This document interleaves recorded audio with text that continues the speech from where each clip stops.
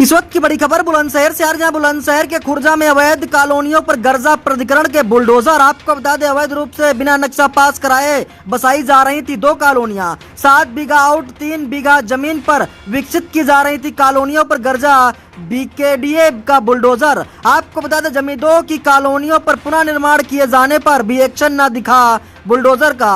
बुलंदशहर के खुर्जा में की गई अवैध कॉलोनियों पर कार्रवाई जमकर चला बुलडोजर।